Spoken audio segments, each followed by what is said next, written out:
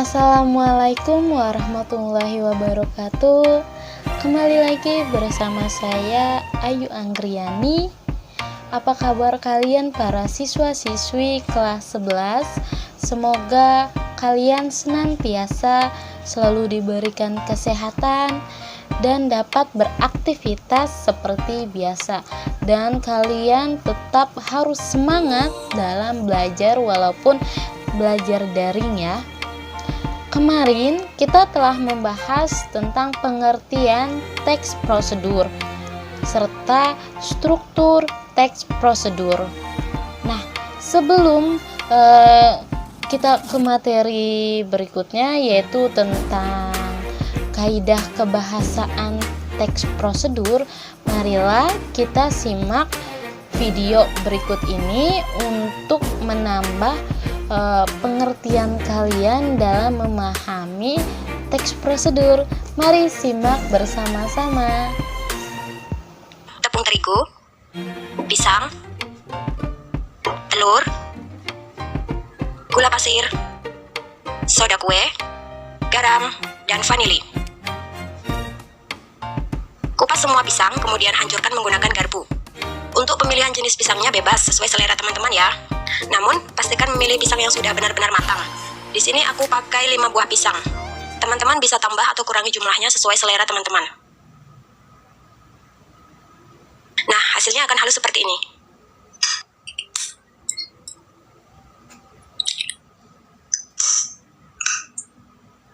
Masukkan 2 butir telur dan gula pasir ke dalam wadah.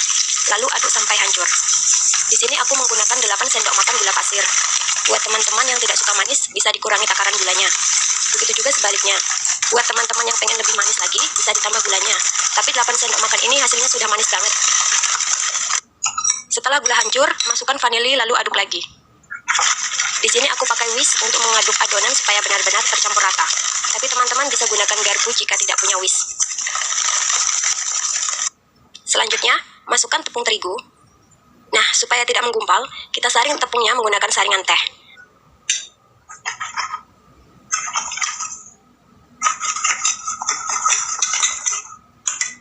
Masukkan juga soda kue dan garam, kemudian kocok.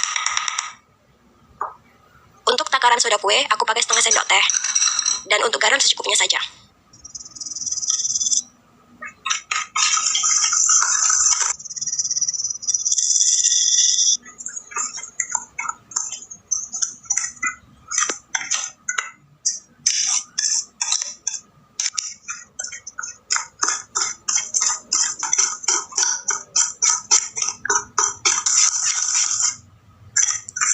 Sekarang adonannya sudah jadi, namun sebelum dikukus, aku pengen tampilannya lebih cantik lagi, jadi aku mau tambahin warna coklat. Caranya gampang, ambil sedikit adonan lalu campurkan dengan coklat bubuk, kemudian aduk sampai rata.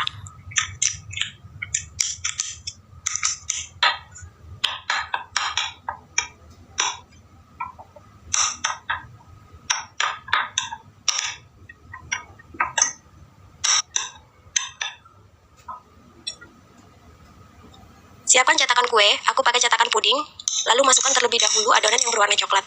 Kemudian masukkan semua adonan secara merata.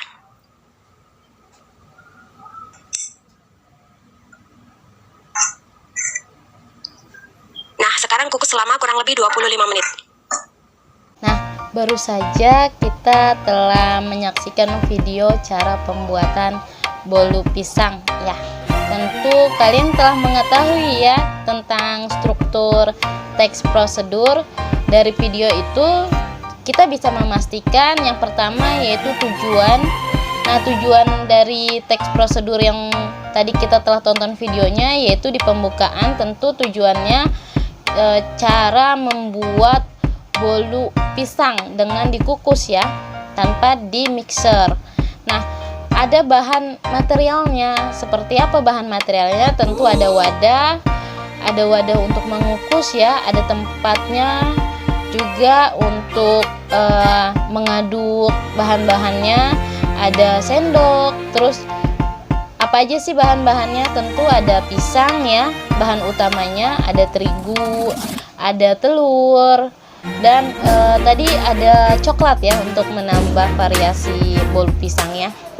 Nah, di penutupnya tentu ketika telah menyaksikan video tadi, kalian telah menyimpulkan cara untuk membuat bolu pisang yang sederhana ya. Nah, selanjutnya kita akan membahas tentang kaidah kebahasaan teks prosedur. Nah, marilah kita simak penjelasan berikut ini.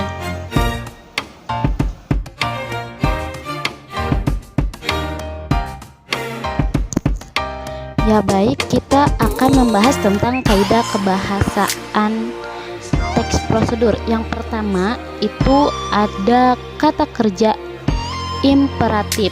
Nah, kata kerja imperatif banyak menggunakan kata-kata kerja perintah yang dibentuk oleh akhiran kan, i, dan partikel lah.